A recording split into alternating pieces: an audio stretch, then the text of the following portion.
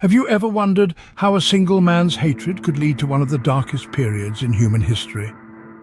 As we delve into the abyss of history, we find ourselves in Europe, where a malignant force was taking root.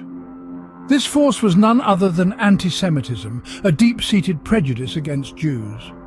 Like an infectious disease, it spread across borders, embedding itself in the minds of many. This wasn't a sudden occurrence.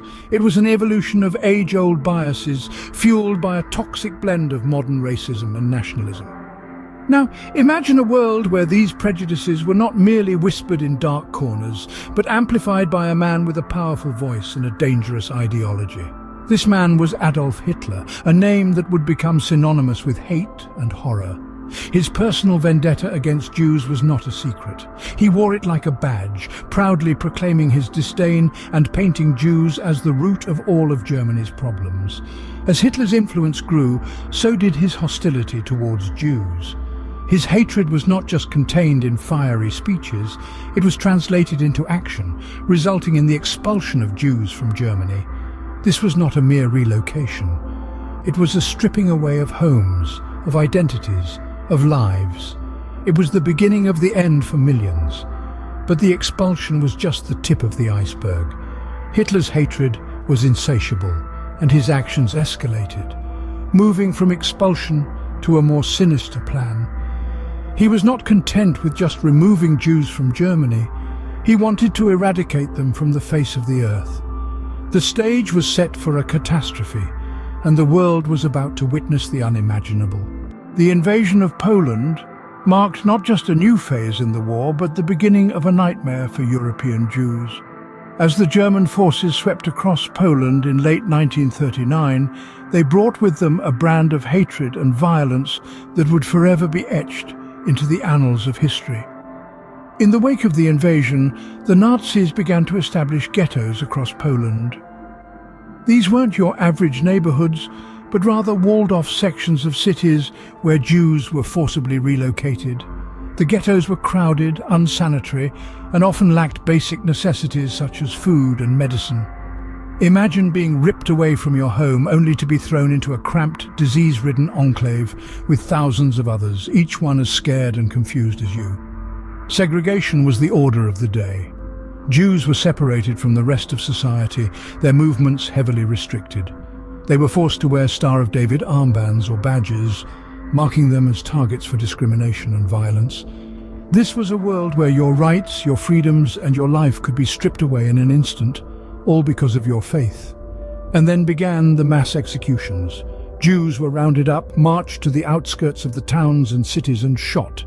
These weren't isolated incidents, but part of a systematic campaign of violence.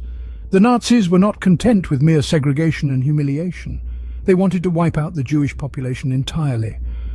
Life in the ghettos was a struggle for survival, a daily fight against hunger, disease, and despair.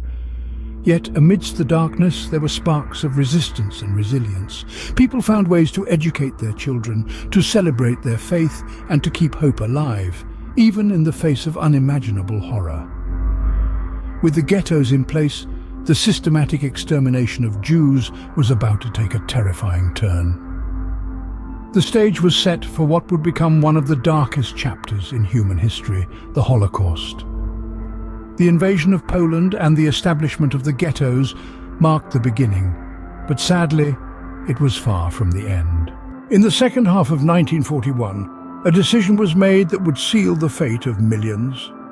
This decision, known as the final solution, was the Nazis' plan for the systematic genocide of the Jewish people. It was discussed in detail at the Wannsee Conference in 1942, a meeting that marked a horrific turning point in human history. The final solution wasn't a spontaneous act of hatred, but a carefully planned and meticulously executed scheme. It led to the establishment of extermination camps like Aktion Reinhard, named after Reinhard Heydrich, one of the main architects of the Holocaust. These were not labor camps or transit camps, but places built for one purpose only: mass murder. The scale of the operation was staggering. 6 extermination camps were built, all located in occupied Poland. Their names: Auschwitz, Belzec, Chelmno, Majdanek, Sobibor, and Treblinka, are now synonymous with the unimaginable horror that took place within their walls. The methods used in these camps were chillingly efficient. Victims were often told they were being led to shower rooms, but these were gas chambers in disguise. Deadly Zyklon B gas was used, a pesticide turned instrument of mass murder. The bodies were then disposed of in crematoria, the smoke from the chimneys a constant reminder of the ongoing atrocity. The conditions in these camps were beyond horrific. People were crammed into tiny spaces, starved and subjected to brutal treatment. Every aspect of the camp was designed to degrade and dehumanize the inmates. Despite the unimaginable circumstances, there were instances of resistance and acts of defiance, small sparks of human spirit that refused to be extinguished. These extermination camps were the epitome of human cruelty, where millions of innocent lives were brutally taken away. They serve as a stark reminder of the depths to which humanity can sink when prejudice and hatred are allowed to flourish unchecked. Despite the horrors, the human spirit is resilient. The Holocaust eventually came to an end, but its scars remain. The Holocaust, a horrific chapter in human history, concluded with the end of the Second World War in 1945. As the Allies advanced, they began to discover and liberate the concentration and extermination camps, unveiling the full extent of the Nazis' heinous deeds. International responses varied, but the world was largely shocked and appalled. The Nuremberg trials that followed held prominent Nazis accountable, marking a significant step in the development of international law and justice. Surviving victims faced an arduous journey of healing and rebuilding their lives. Many were displaced, their homes and communities destroyed. Some sought refuge in other countries, while others chose to build a new home in Israel, a state established in 1948 as a haven for Jews worldwide. The Holocaust left an indelible mark, not just on the survivors and their descendants, but on the world. The disturbing evidence of systematic genocide led to the coining of the term genocide and spurred the adoption of the Universal Declaration of Human Rights. Survivors' stories, told and retold, serve as poignant reminders of the resilience of the human spirit, even in the face of unimaginable adversity.